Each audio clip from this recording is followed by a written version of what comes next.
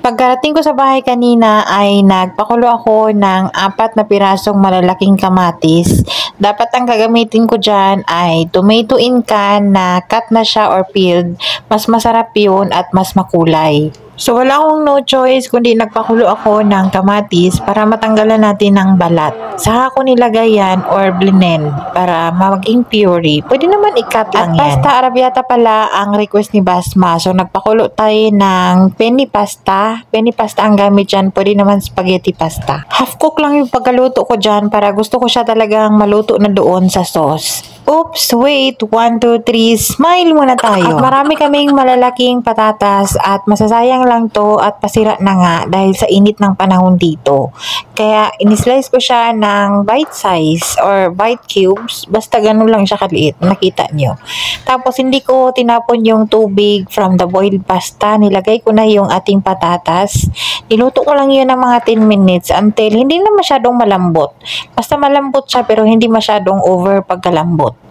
Tapos, set aside ko muna yun and then ginisa ko muna yung garlic. Gamit ko yung olive oil para naman to sa ating pasta sauce. Igisa lang yan mabuti yung garlic. Pwede kayong gumamit ng butter instead of olive oil.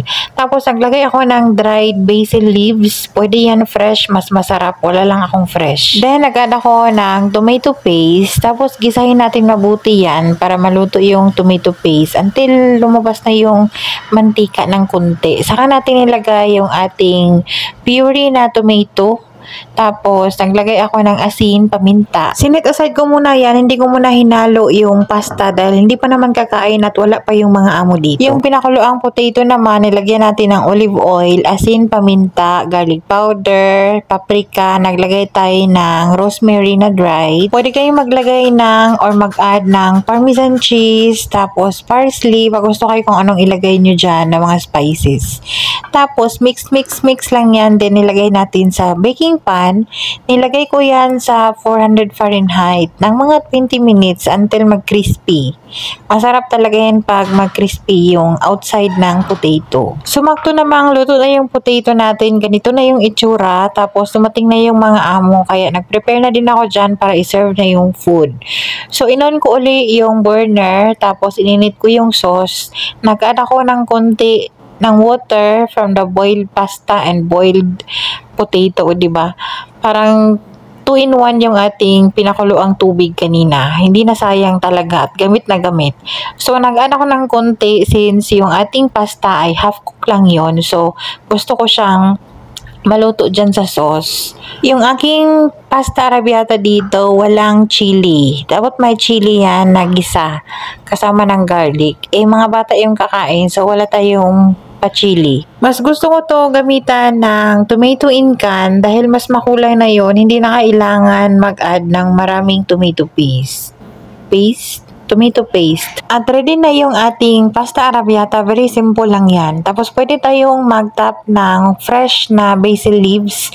Dried ang meron ako kaya dried ang nilagay ko. So ang aming lunch kanina ay carbs to carbs. Wala tayong protein. Pagka mga ganitong lutuan ng potato, tuwang-tuwa yung amo kong babae nito. At yung pasta arrabbiata, gusto ko yan pag mag-add tayo ng olive oil na may spicy. Yung maanghang konti. Tapos mag-add ng parmesan cheese.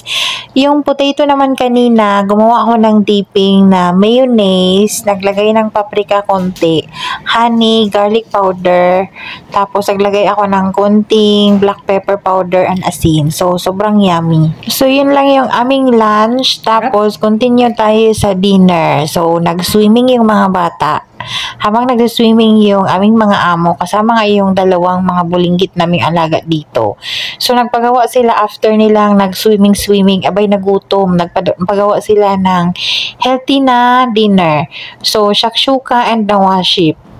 Ang tawag ng lahat ng yan, yung mga maliliit na portion ng mga pagkain na yan, ang tawag dyan ay nawaship, kasama na yung egg. So, gagawa tayo ng itlog mamaya. Itlog lang na nilagyan ng maraming kamatis. Ang tawag doon ay shakshuka. So, yung mga portion na yan, labna, nilagyan natin ng olive oil. Tapos, meron tayong cream cheese, meron tayong olive oil aside. Ididip nila yung mga bread, mga ano pa, mga green olives, black olives, i-dip nila dyan, tapos yung za'atar. Meron din tayong za'atar. Tapos, lahat ng available na cheese, pwedeng isi-serve.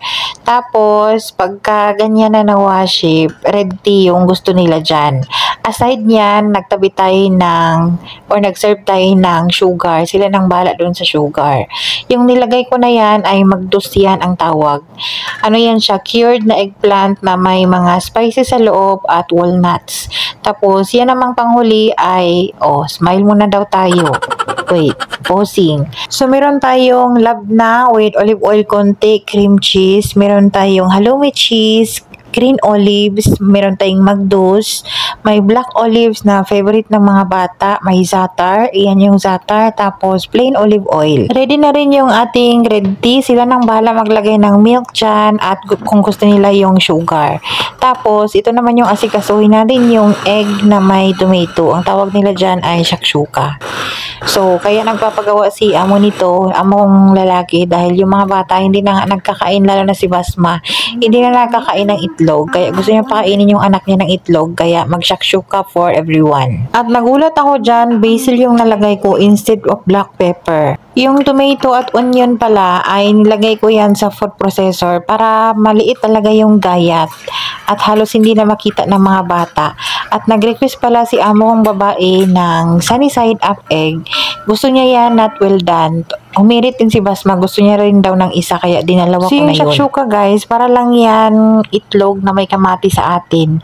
Nag-add lang ako ng konting tomato paste para pangpakulay, dagdag kulay. So yung pangpalasa nun, asin paminta lang din. Ginisa ko lang mabuti yung sibuyas at yung kamatis. Saka natin inad yung itlog. So sa pagluto ng shakshuka, hindi kailangan na masyadong dry. So ito pala yung tinawag nilang tamis or Arabic bread. Yan yung i-prepare nila dyan sa mga nawaship at yung itlog. Freshly baked yan. Binili yan sa bakery. Hindi ko yan binake dito sa bahay. So, dahil sa nag-moist yan, bago nakarating dito, kailangan ko ilagay uli yan sa oven para gusto nila kasi yung crispy-crispy. Ang gusto talaga ng tinapay na to na crispy, yung amo kong lalaki, tapos si Basma at yung panganay naming alaga. Gustong-gusto talaga nila yan na crispy. Isasawsaw nila yan sa olive oil, din yung za'atar, tapos yung mga labna, basta yung mga ganun, tapos yung itlog. Yan yung pang-pair nila. At pagka ganito na food, masarap talaga, may red tea na may kunting sugar. At ito din yung dinner namin ni Belle. Nagtanong ba kayo?